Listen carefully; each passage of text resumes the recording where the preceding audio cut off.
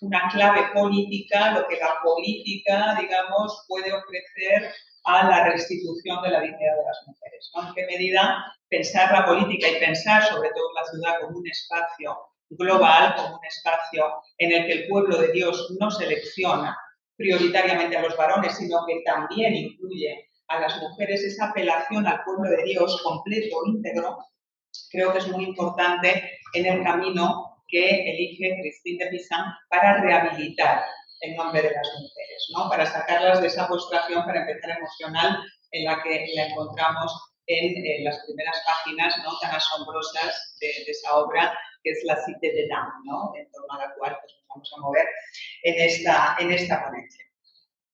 En primer lugar, como ven, mi punto de vista quiere contar, ¿no?, de manera voluntaria pues, con autoras del feminismo, la teoría feminista de la diferencia, podemos decir, francesa, más de escuela francesa que italiana, autoras como Hélène Cixous, como Lucy Garay, autoras como Julia Kristeva, pues me parecen muy potentes, me parece que convocan miradas muy potentes para continuar leyendo a Christine de Pizan en el presente, en el siglo XXI.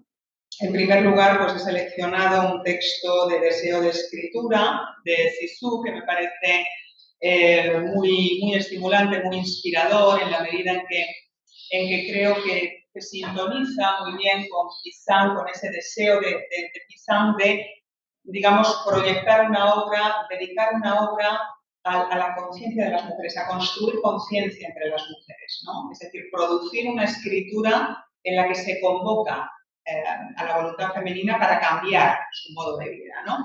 Este texto, este extracto de la obra de Cixous, en traducción de Luis Tijero, de deseo de escritura, ¿no? Deseo de escritura como deseo femenino, ¿no?, como una manifestación del deseo femenino, creo que puede proyectar mucha luz sobre una recuperación o una actualización de Pizan en el espacio contemporáneo, ¿no? Nos dice Cixous: hablaré de la escritura femenina, de lo que hará, es preciso que la mujer se escriba, que la mujer escriba de la mujer y haga venir a las mujeres a la escritura, de la que han sido alejadas violentamente, como también lo han sido de sus cuerpos, por las mismas razones, por la misma ley, con la misma finalidad mortal. La mujer tiene que ponerse al texto, como al mundo y a la historia, con su propio movimiento. Un texto, un pasaje que puede, digamos, suscitar una cierta interpretación de la obra de Pizan, un acercamiento a su obra, en la medida en que la escritura, que además es obra de edificación, convoca a las mujeres a recuperar un nombre, una autoría, a recuperar también, digamos, una comunidad enciclopédica que convoca a las mujeres del pasado, pero también a las del presente, a mujeres que, digamos, son seres míticos, son seres literarios, son seres de ficción, mujeres que han sido reinas, mujeres que han sido santas, ¿no? Es decir, toda esta comunidad desde el pasado, del presente y también del futuro está convocada, digamos, a quedar protegida por esta escritura, ¿no? La escritura como medio, como instrumento de protección. Creo que esa preocupación de Cixous de dar rienda suelta a la escritura de las mujeres, porque esa escritura también emancipa a las mujeres, creo que en este periodo, ¿no?, del 480 más francés que italiano, pero claramente, como señalaba antes Rick Rand, ¿no?, alguien que viene de Venecia, pues naturalmente transporta muchos elementos culturales que pertenecen al espacio italiano. Creo que hay una sintonía que podemos trabajar, ¿no?, que podemos utilizar para seguir leyendo a Pizan. En el segundo caso, en este extracto de Lucy Garay, este Oubli de leer, ¿no?, me resultaba también este pasaje que ven aquí muy estimulante para proceder a la lectura de La ciudad de las damas, en la medida en que en este texto Irigaray se concentra en la exigencia, la demanda de la mujer intelectual, especialmente, de rehacer, regenerar el aire que respira con ayuda de la escritura. Es decir, cómo la escritura femenina, la escritura en clave femenina, puede, digamos, hacer recuperar a las mujeres un aire que les ha faltado culturalmente. Una sensación, digamos, de poder instalarse, de poder establecerse en su medio ambiente, ¿no? Estas frases de Irigaray, no piensen que solo estoy jugando con palabras, aún no estoy ahí, aún no he encontrado el lugar desde el que pueda comenzar a decir algo, todavía no he pronunciado ninguna palabra, estoy trabajando el ambiente, las condiciones de posibilidad de lo que va a ser la fonación, de lo que va a ser, digamos, mi propuesta lingüística, discursiva. Aquí ahora más bien estoy tratando de rastrear todos los lugares donde he sido exiliada, encerrada, para que eso constituya su allí, leer su texto, tratar de recuperar lo que me ha quitado sin retorno, ¿no? Esa sensación de, digamos, una obra que va a reconfigurar ese aire, que va a dar aire nuevo a las mujeres, ¿no? Me parece una idea muy potente también para seguir leyendo en la actualidad a Christine de Pizan. Y finalmente, ya con un acercamiento mayor a las palabras de Pizan, a textos además muy impresionantes y muy enlazados con ese marco, ¿no? A la Boecio, con ese marco tan repetido, tan insistente, pues en el Duecento italiano, lo vemos con Dante, lo vemos en los primeros años del Trecento, con la Divina Comedia, es decir, ese convocar, digamos, la escena en la que en la Consolatio, filosofía, ¿no? de Boecio, pues se le aparece, ¿no? Un sujeto que está deprimido, un sujeto que está necesitado de auxilio, de ayuda, que no ve horizonte, sobre todo que no tiene horizonte, ¿no? Esa aparición de una mujer que se muestra resplandeciente, brillante, como una encarnación de la filosofía, que en el caso de Dante, como vemos en la Divina Comedia, como vemos también en una obra como El Convivio, pues, digamos, convierte a la donna angelicata, que en algún momento fue Beatrice, pues en una pauta también de ayuda para no desfallecer, ¿no? Y, por supuesto, jugando también con una figura mediadora, con un mediador cultural como es Virgilio. Yo creo que en las primeras páginas de La ciudad de las damas, ¿no? Nos encontramos con una figura tremendamente potente de una mujer deprimida, de una mujer que es trasladada por una serie de textos, es decir, por una textualidad, por una serie de escritos que coinciden todos en lo mismo, en la misoginia, en el querer destruir la figura de las mujeres, querer devaluarlas, humillarlas, ¿no? Todo ese conjunto de textos donde nos encontramos, porque Pizan lo nombra expresamente, una lamentación y no traducidas al francés de un Matteolo, un autor claramente mediocre, ¿no? Pero que, sin embargo, contribuye y teje con otros varones un discurso que se convierte en sentido común, un discurso que ha entrado muy bien, digamos, en la época y en las clases sociales, en la clase social también a la que pertenece, en la que se mueve Christine de Pizan, ¿no? Que es un sentido común que ataca a la mujer, que la humilla, que no reconoce sus virtudes, ¿no? No deja de impresionarme cómo de Pizan, en estas primeras páginas de La ciudad de las damas, y cito por la edición que tenemos en Siruela, ¿no? de Paris-Joudet de Marchand, ¿no? Cito por la edición del 2000, en Siruela de la obra, esta versión castellana, y en concreto pues estaríamos en la página 65, el texto que ven ahí, ¿no? Es un texto que, como digo, no deja de impresionarme por su actualidad, sobre todo si tomamos Los poderes de la perversión de Kristeva como un texto que nos puede, digamos, proyectar luz, también que puede dialogar con el texto de Pizan, como esta autora, ¿no? En 1405 nos describe el efecto deprimente, el efecto, digamos, de inseguridad en la propia persona, de inseguridad para la condición femenina, que da no ya leer, que por supuesto también se leen estos textos misóginos, estas fuentes misóginas, sino el ver la influencia que tienen, el ver el poder que tienen, cómo se instalan en la sociedad, cómo generan efectos en la sociedad, ¿no? Nos dice Pizan, me encontraba tan intensa y profundamente inmersa en esos tristes pensamientos que parecía que hubiera caído en un estado de catalepsia, como el brotar de una fuente, una serie de autores, uno después de otro, venían a mi mente con sus opiniones y sus tópicos sobre la mujer. Finalmente llegué a la conclusión de que al crear Dios a la mujer había creado un ser abyecto. Quiero subrayar mucho esta presentación de la abyección. Abandonada a estas reflexiones, quedé consternada e invadida por un sentimiento de repulsión. Llegué al desprecio de mí misma y al de todo el sexo femenino, como si la naturaleza hubiera engendrado monstruos. Me quiero quedar en este texto, quiero subrayar especialmente en él la presentación de la abyección como una excursión normativa por obra de la normatividad vigente de la mujer, del espacio social, de lo que cuenta en sociedad, del lugar del autor, el lugar del autor literario, ¿no? Quién puede escribir, quién puede tomar la pluma, ¿no? La mujer es abyecta porque está de luz.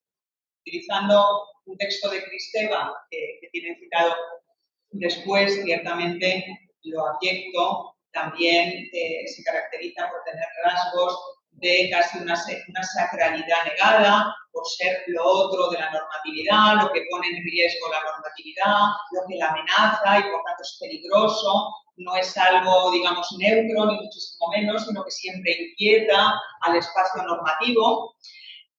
Eso no es algo que naturalmente Bizán señale, pero me interesa mucho ver cómo de la abyección pasa, digamos, a esa autonegación, a la repulsión. Expresa, literariamente, expresa en la escritura ese autorrechazo, ¿no? Si los varones, si estos varones misóginos, si esta literatura misógina tiene razón, entonces nosotras las mujeres debemos ser excluidas. Nosotras las mujeres no tenemos valor, ¿no? Y ese es el punto de partida, ¿no? Un punto de partida como muy análogo, ¿no? al de la depresión dantiana en la selva oscura, ¿no? De la Divina Comedia. Un punto de partida melancólico, un punto de partida en el que Bizán recibe enseguida, después de este sentimiento, pues esa aparición de tres mujeres que en realidad son una, de una santísima dignidad femenina, donde nos encontramos con la razón, con la derechura, con la justicia, y las tres, reiteradamente, especialmente la primera, la última, llaman la atención sobre el hecho de, parecemos tres, pero somos una. Yo creo que ahí también hay un reflejo casi de teología política, ¿no? Porque lo que le interesa a Bizán es priorizar los componentes políticos, la reforma política que la filoginia, digamos, defendida por estas mujeres, convoca.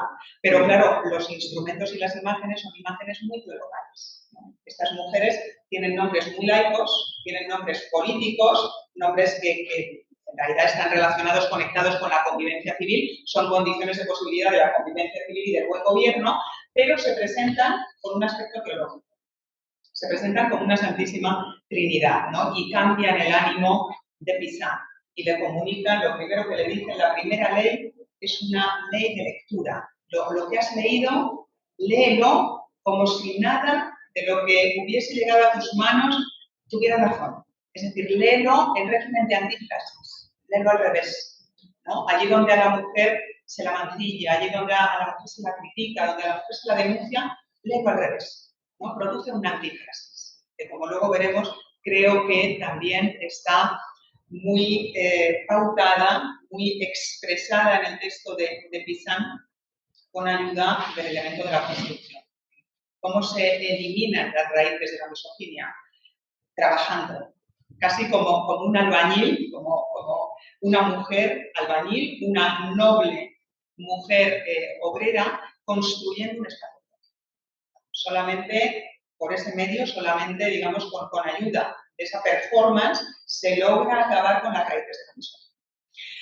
¿Por qué establecer un diálogo con Kristeva en relación con este despliegue, con estos efectos, digamos, de la sensación de abyección que nos plantea Bizán en el texto, ¿no? Me parece que Kristeva es una autora, seguramente es una de las autoras más convocadas pues, por la teoría feminista contemporánea, escribe en Amer, en su política cultural de las emociones, en cómo Amer retoma pues, esa capacidad de Kristeva para reconocer que lo abyecto recae siempre sobre ese conjunto de individuos, de sujetos que habitan la frontera, ¿no? Eso es algo que conocemos, que vemos todos los días, que sigue teniendo unos efectos culturales, sociales, dotados de muchísima intensidad. el sujeto que recae en la frontera se convierte en un sujeto sospechoso, se carga de abyección, ¿no? Creo que esa es una sensación que, digamos, absorben las mujeres, ¿no? en este momento, en esta época histórica de comienzos del siglo XV. Pero al mismo tiempo, y por ello quiero recordar y utilizo este texto, podría añadir vosotros, de Poderes de la Perversión de Kristeva, lo abyecto, aunque aquí el texto está cortado, continúa diciendo en su última parte, sin avisarle, solicita lo abyecto con respecto al amo al que parece que desafía, pues solicita una descarga, una convulsión, un grito, y termina diciendo en este extracto Kristeva, a cada yo, a cada moi su objeto, a cada super yo su abyecto, ¿no? Es decir, lo abyecto no entra en relación, no está en diálogo con el yo ve fenómenos, el yo tramita con objetos, lo abyecto, digamos, que convoca y remueve el superyo. Remueve la instancia de producción normativa, la instancia de construcción de autoridad. Lo abyecto es algo muy serio, pero al mismo tiempo tan serio, digamos, que se niega, ¿no? Es una cara oscura, es algo que se lanza, digamos, a las tinieblas de la claridad de lo institucional, de la claridad de lo civil, de, digamos, la instancia de autoridad, ¿no? Y por tanto se mantiene siempre reprimido, ¿no? Hay una fuerte sensación, una fuerte voluntad de reprimir lo abyecto, ¿no? Lo abyecto como lo reprimido, pero también lo temido, ¿no? Y creo que todas estas marcas estructurales, ¿no? De cómo funcionan los espacios normativos están de alguna manera suscitadas, ¿no? Las podemos perseguir, las podemos ir marcando en la lectura muy inicial, ya desde las páginas iniciales de La ciudad de las damas, ¿no? Hay un potente componente también psicoanalítico, ¿no? De la figura de Pizan, que se encuentra en una especie de estudiolo, pero que es una celda, ¿no? De un palacio francés, pero que recuerda mucho al estudiolo de los Gonzaga, al estudiolo, ¿no? De las de Signorie, ¿no? Del norte de Italia. Es un espacio en el que ella disfruta de una biblioteca propia, pero también ha sentido que en esa biblioteca propia han entrado todas estas escrituras, todos estos escritos, todos estos libros de amplia difusión y, en buena parte, como señalaba antes, de autorías mediocres, pero que, sin embargo, han sintonizado muy bien con un deseo social en la época, que es el deseo de atacar a las mujeres. La misoginia, por así decir, que circula en los espacios sociales. Bueno, vamos a ir, aunque sea de una manera muy rápida, al tipo de función que me parece que desempeña Dante en una obra como la de Pizan, ¿no? Yo aquí señalo, con independencia del marco general que puede ofrecer la Divina Comedia, en la que, por supuesto, pues vemos la denuncia de una ciudad de élite, de una ciudad en la que, digamos, pues los círculos nos vamos al infierno, el círculo octavo, el círculo noveno, pero sobre todo el círculo octavo del infierno nos presenta esas malevolge, ¿no? Que se pueden presentar, se pueden identificar con una suerte de descripción de los pecados característicos de la ciudad de Roma, que ha exiliado al poeta Dante, ¿no? Que le ha infligido esa herida, ¿no? De la que seguramente pues, no se recuperará, más que con ayuda de su propia literatura. Más allá de ese marco general, me quiero centrar en una imagen que es la imagen de ese círculo primero del infierno, donde nos encontramos el limbo, que tiene tanto contraste, que manifiesta, expresa un contraste evidente con respecto al llamado anteinferno, porque sabemos que están los sujetos fundamentalmente varones que se suelen poner de perfil ante las grandes coyunturas políticas que precisan de una decisión, que precisan de una adhesión, esos tipos que se ponen de perfil, esos tipos que son tibios, que sabemos que en Dante pues caracterizan a esos ignavos a los que, como los propios versos, ¿no? del canto tercero del infierno nos dicen, pues los cielos desde luego no los quieren, pero el propio infierno los escupe porque no los quieren leer, ¿no? Sin embargo, el círculo primero del infierno está caracterizado por recoger en una suerte de campos elíseos que recuerdan naturalmente pues, al libro sexto de la Eneida, de Virgilio, que pues, es el guía, ¿no?, tomado por Dante. En el libro nos encontramos tanto personajes de ficción como autores literarios, pero también filósofos de la antigüedad, ¿no? Y en ese espacio de verdura, ¿no?, de una selva que ya no es oscura, sino que es más bien un espacio natural, acogedor, ¿no?, pues nos encontramos con figuras que disfrutan de la convivencia en un espacio arquitectónico ideal, en el que, digamos, el ambiente natural está coronado por un castillo que tiene 7 murallas, ¿no? Podemos encontrar pues, una suerte de combinación, ¿no?, de virtudes morales, virtudes intelectuales, donde seguramente faltan las teologales, pero se caracterizan los sujetos que están aquí recogidos, donde Dante, desde luego, siempre subraya a los poetas de la antigüedad. Homero, que como veremos enseguida en una representación, en una pintura de Príamo de la Quercia, ¿no?, pues va con una espada, ¿no?, como poeta épico, poeta de la guerra, pero también, en cierto modo, como el gobernante, ¿no?, el signore de esta comunidad poética en el limbo, pero también está Ovidio, está Horacio, está Lucano, falta Virgilio, pero se reúne con ellos, cuando con Dante entra en ese primer círculo del infierno, y Dante nos llega a decir: yo me sentí sexto, ¿no? Y bueno, la relación con estos sujetos pues es una relación que viene marcada por lo que vemos, por ejemplo, a partir del verso 112 hasta 114, Genti veran con occhi tardi e gravi, di grande autorità nei loro sembianti, parlavan rado con voci soavi, ¿no? Un poco más adelante se refiere a los spiriti magni, a estos espíritus grandes, ¿no?, entre los que encontramos pues tanto a Electra como a Eneas como a Héctor, ¿no?, dando un poco representación de las obras literarias convocadas, ¿no? Hay poética latina, hay epopeya latina, pero también hay epopeya homérica, ¿no? Está, por supuesto, Virgilio, aparece Lavinia, aparece Camila, ¿no?, aparecen personajes de la tragedia griega clásica, pero también aparecen los filósofos, desde Aristóteles, el maestro de Polonizano, hasta Averroes, el gran comentarista. Aparecen personajes de ficción, personajes literarios y, por supuesto, también autorías filosóficas, ¿no? He señalado especialmente el texto que tenemos en negrita porque esa representación de gentes que tenían los ojos tardi e gravi, como si les pesaran, ¿no?, ojos graves, ojos que se movían con lentitud, ¿no?, de gran autoridad en sus semblantes, que hablaban poco, hablaban raro, con voces suaves, con voces suaves, ¿no? Realmente es una exposición, un retrato que retoma pues, esas características del sujeto micropsicos de ánimo grande, como nos encontramos en el libro cuarto de la Ética de la Diplomacia de Aristóteles, ¿no? Es decir, son tipos de ánimo grande, es gente, digamos, de una nobleza superior a los demás, ¿no?, que se caracterizan por hablar poco, moverse lentamente, son como muy majestuosos en su presencia, ¿no? Y aquí, por ejemplo, en la representación de Príamo de la Quercia, ¿no?, en esa ilustración del castillo del limbo, que un poco es el que corona, ¿no?, esa suerte de campos elíseos en los que encontramos a todos estos personajes de ficción, pero también a todas estas cabezas pensantes, ¿no? Vemos en la parte izquierda primero a Dante desfallecido, que es digamos, el inicio del canto cuarto del infierno de la Divina Comedia, pero luego vemos a Dante con esos 5 poetas, ¿no?, de los que él se siente partícipe, ¿no?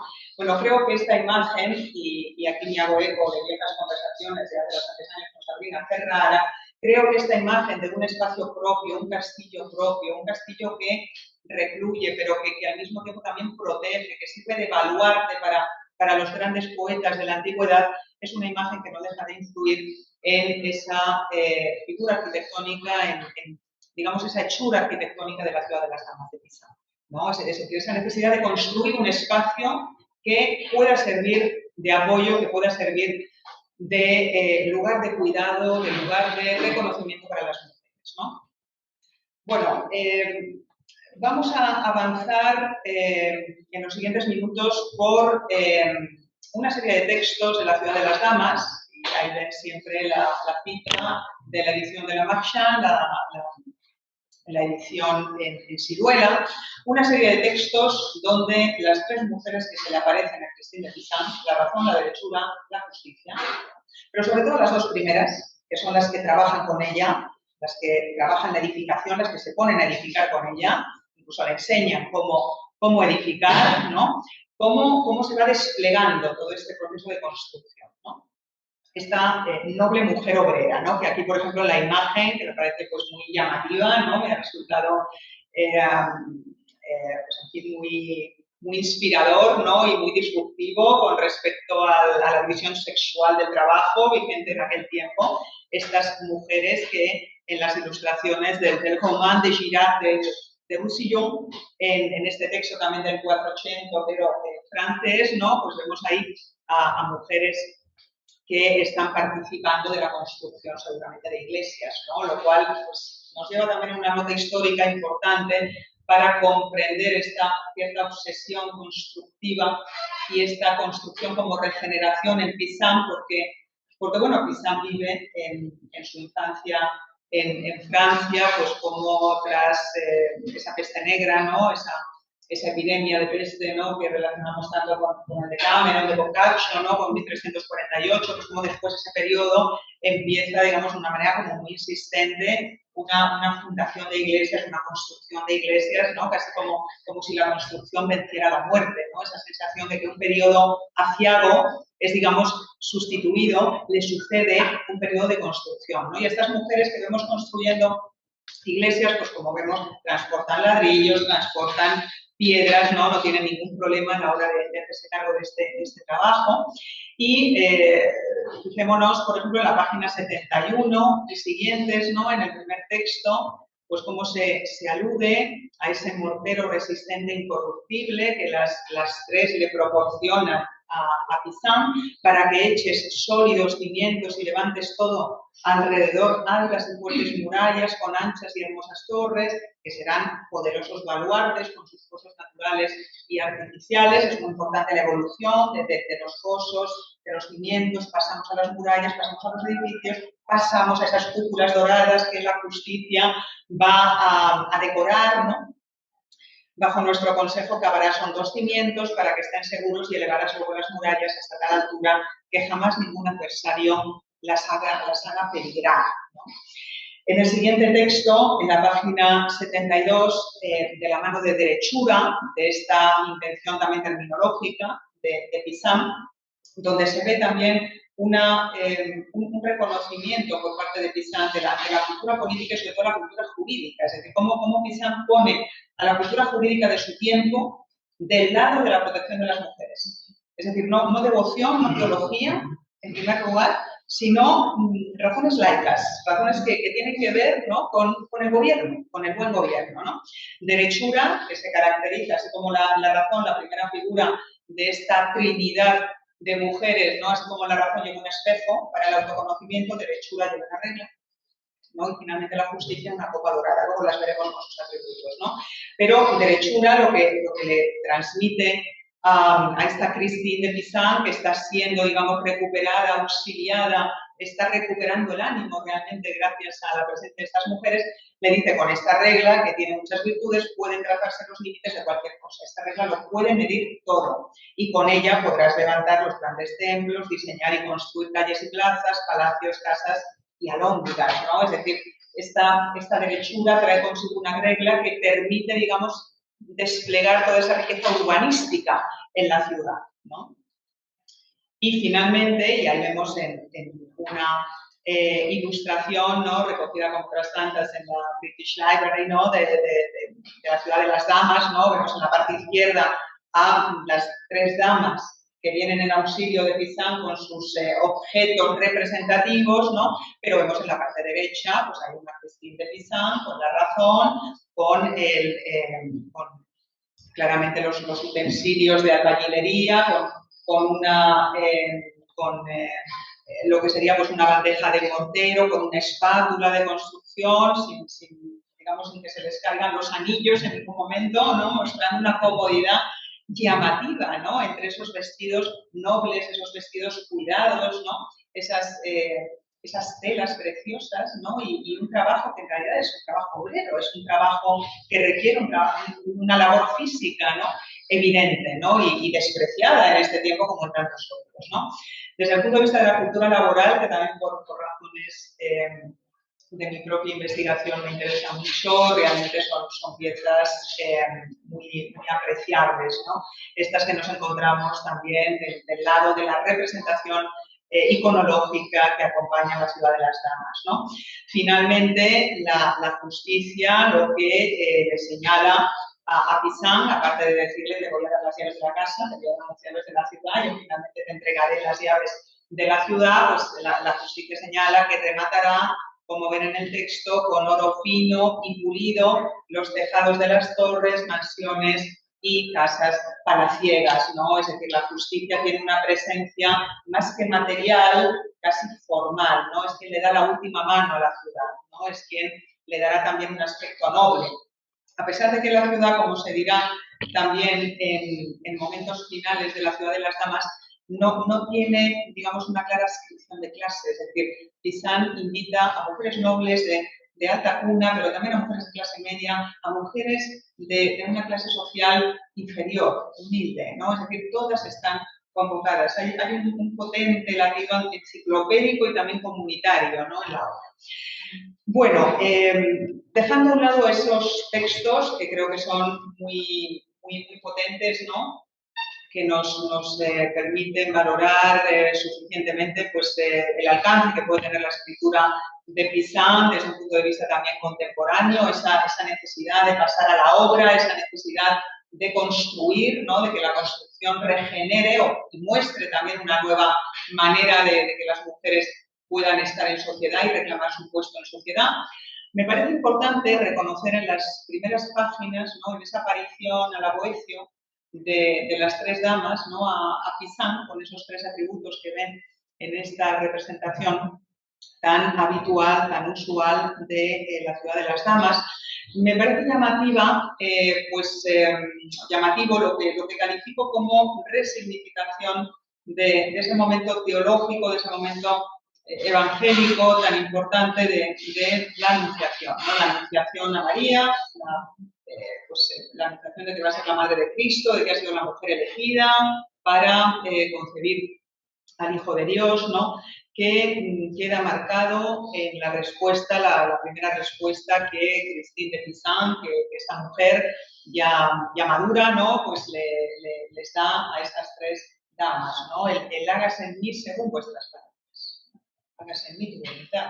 Vamos a encontrar, por ejemplo, en el Evangelio, ¿no? Pizan se defiende con respecto a lo que podría parecer en primera instancia o aquello a lo que ella alude en primera instancia como su incapacidad, no ya para diseñar una ciudad, sino desde luego para construirla. Yo no soy Santo Tomás el Apóstol, que por gracia divina edificó en el cielo un rico palacio para el rey de las Indias, ¿no? Haciéndose cargo, haciendo mención pues, de esta leyenda, ¿no? de Tomás el Apóstol, que según cuenta, digamos, la leyenda de la que es conocedora Pizan, pues ante la llamada, ¿no? la demanda, mejor dicho, de un príncipe indio en esa evangelización en la India de Tomás el Apóstol, ¿no? Pues le pide este monarca que construya un palacio, ¿no? Un palacio a la altura de ese Dios del que habla y entonces pues, en el cielo, el palacio está en el cielo, el palacio no lo puedo en realidad construir aquí, lo cuenta un poco diferente Pizan, pero sirviéndose de esa imagen y de esa anécdota evangélica, señala que ella es pobre de espíritu, como vemos en el texto, no estudié ni la geometría ni el arte y todo ignoro de la ciencia de la arquitectura y de las artes de la albañilería, ¿no? Me parece llamativa la presencia en el texto de la arquitectura y la albañilería, porque eso rompe, digamos, con una división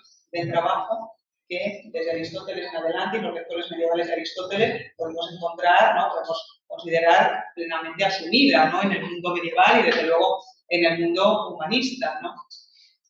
Para empezar en el ámbito italiano. Que es cierto que en el ámbito italiano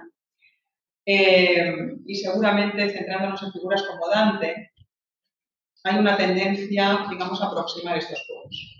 El polo de el que sabe construir de una manera teórica frente al que, digamos, encarna, obedece las órdenes que le da, digamos, ese sabio que viene de arriba, ¿no?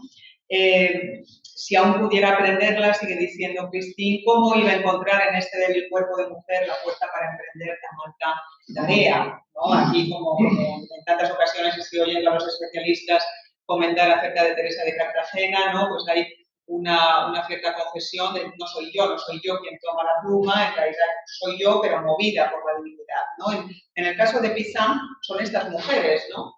Aquellas a las que sitúa en esa autoridad teológica tan reveladora y les pronuncia esa frase, ¿no? Que nos podría llevar al Evangelio de Lucas perfectamente, hágase en mí tu voluntad, como decía antes, de hágase en mí según vuestras palabras, ¿no? Es decir, creo que en este texto de Pizan podemos reconocer una suerte de captación, de resignificación de ese momento de la Anunciación, ¿no? Es decir, son unas mujeres, ¿no? La autoridad sorora, digamos, de mujeres que ponen a trabajar a una mujer precisamente para que la misoginia no sea la regla cultural del mundo, ¿no?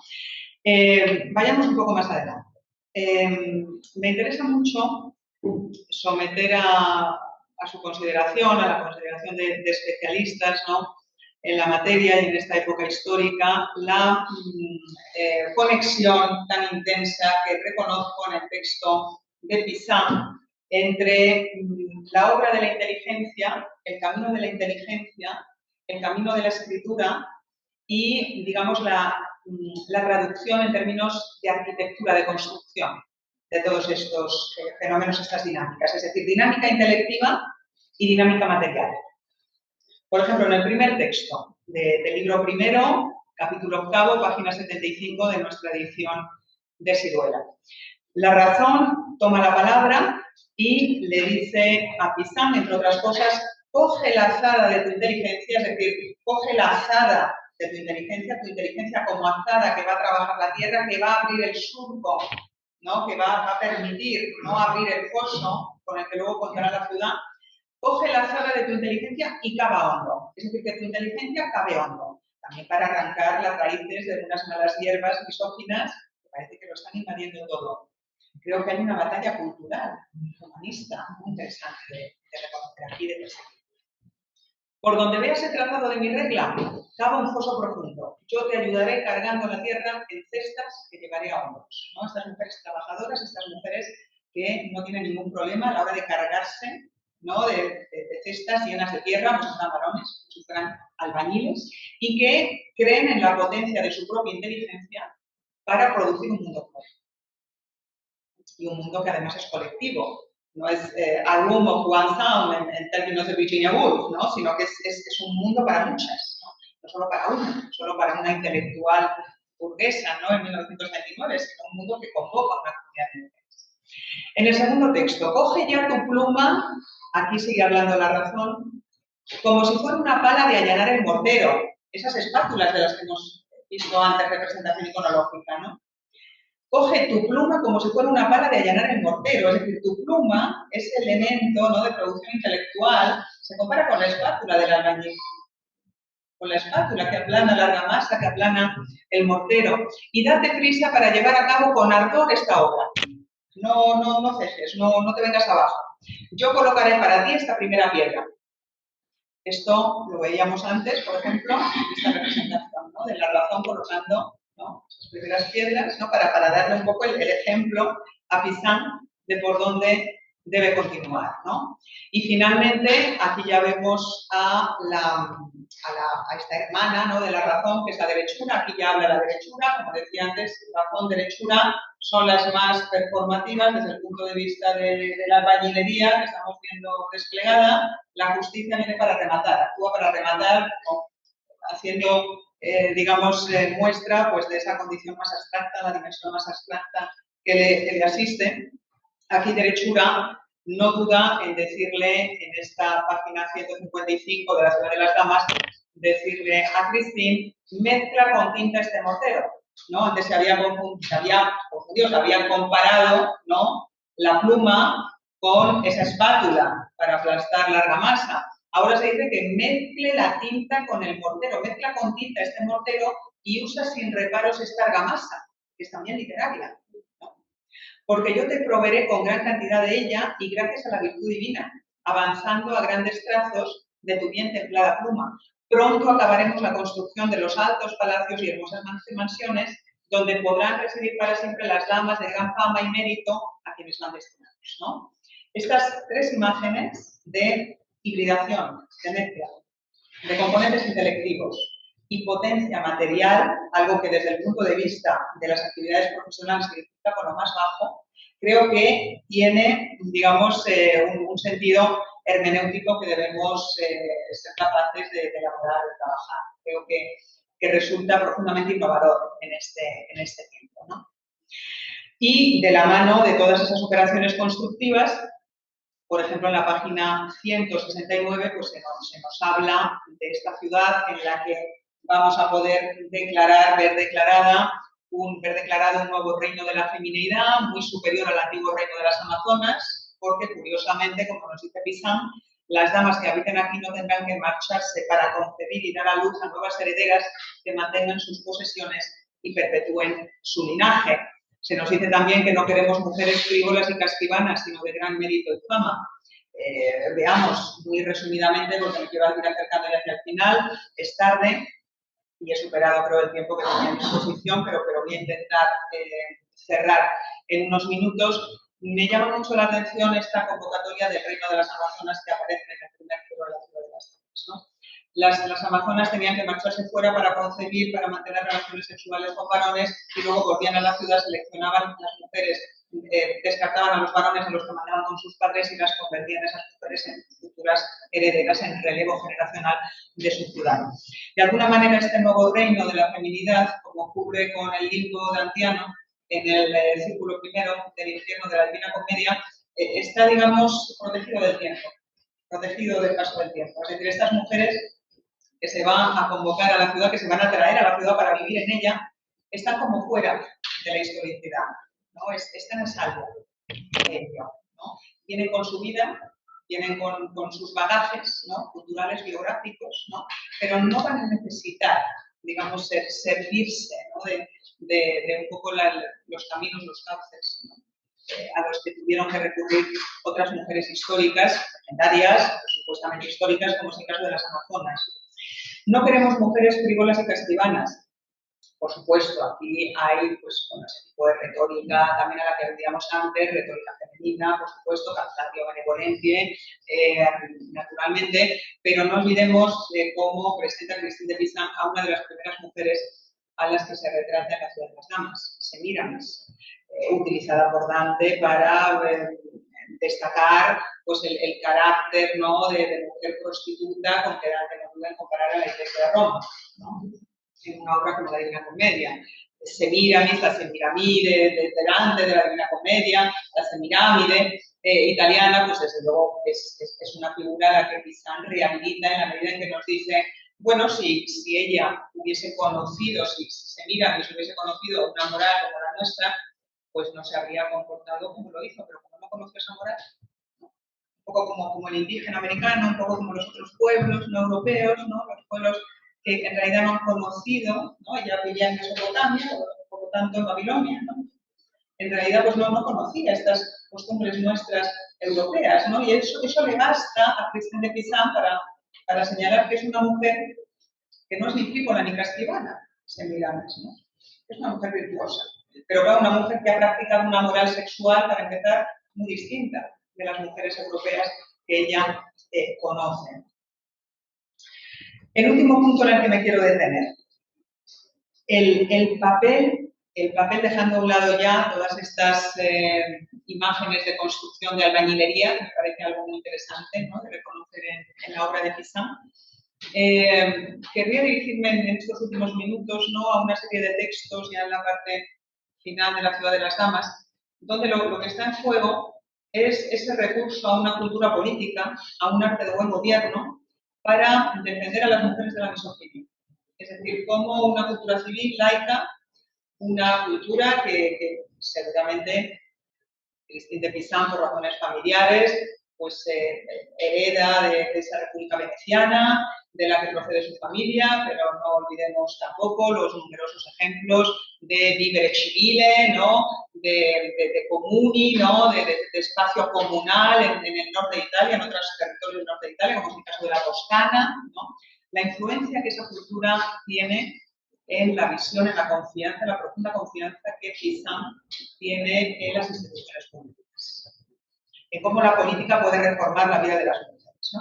Aquí reconozco también cierto agustinismo, que es la presencia de la ciudad de Dios, ¿no? Porque me he referido de manera muy central al Dante de la Divina Comedia, pero claro, no olvidemos que Pizan también tiene muy presente en muchos momentos de la ciudad de las damas, ¿no? Esa construcción de la ciudad de los hombres, frente a la ciudad de Dios, ¿no? No olvidemos que la ciudad de las damas está coronada por una reina que no es otra que la Virgen María. Es decir, la Virgen María se convoca como madre de Cristo, como madre del Hijo de Dios, pero sobre todo se convoca como mujer, como en su dimensión, digamos, de mujer, ¿no? de mujer histórica. Por ejemplo, en este texto de la página 226, nos encontramos a la derechura tomando la palabra, ¿no? Dirigiéndose a Christine, ¿no? y le dice lo siguiente, ¿no? Solo te demostraré la falsedad de los hombres cuando alegan el bien público para justificar sus ataques al sexo femenino. La razón es la siguiente, el bien público o común no es otra cosa que el general provecho para una ciudad, un país o una comunidad, donde todos los miembros, hombres y mujeres, toman parte y disfrutan de algo. Por tanto, el bien común es un elemento, ¿no? Que se constituye en autoridad para decidir lo incorrecto de la misoginia, el error de la misoginia. Y además me interesa mucho marcar algo que ver en esta sección. Aquí no se está idealizando el espacio de un convento, se está reclamando una ciudad. No es el espacio conventual, no son las experiencias piadosas de las mujeres que las mujeres comparten, o como veíamos en Teresa de Cartagena, producen también una cierta comunidad no eclesial, espiritual, femenina entre mujeres religiosas, mujeres laicas, que es muy interesante, que plantea, digamos, que viene determinado también revestido con un cierto aire de reforma, ¿no? De reforma, proto-reforma, ¿no? Pero que está ahí, sino que Pizan se interesa no por el convento, no quiere un convento propio, un convento para estas mujeres, lo que quiere es una ciudad, porque lo que reclama es un espacio público, ¿no? Más adelante, como subrayo, también pues ese otro texto que ven en negrita, tampoco hay duda de que las mujeres no son una raza o especie aparte, sino que forman parte del pueblo de Dios. Como tal, tienen derecho a una instrucción moral. Aquí una huella auxiliar. El pueblo de Dios. La señal del pueblo de Dios. Las mujeres pertenecen al pueblo de Dios, ¿no? Y Pizan señala, denuncia con mucha fuerza, con mucho vigor, el hecho de que gobernar no es mirar al interés público de unos, al interés privado de unos pocos, de una minoría o de una mayoría, de los varones. Y, por supuesto, gobernar en nombre del interés privado y, por tanto, saltar por encima del interés público, desentenderse del interés público, tampoco debe ser confundido con robar. Una imagen, por otro lado, pues también muy agustiniana, ¿no? Muy de San Agustín, ¿no? Muy de la ciudad de Dios. Me parece llamativo que Pizan utilice este argumento, donde yo creo que el marco cultural, el espacio cultural italiano y el francés se están articulando, ¿no? Cierta política, cierta potencia de la política que ella reconoce en el espacio cultural francés debe venir en apoyo de las mujeres. Debe ayudar a las mujeres porque las mujeres forman parte de ese pueblo de Dios, ¿no?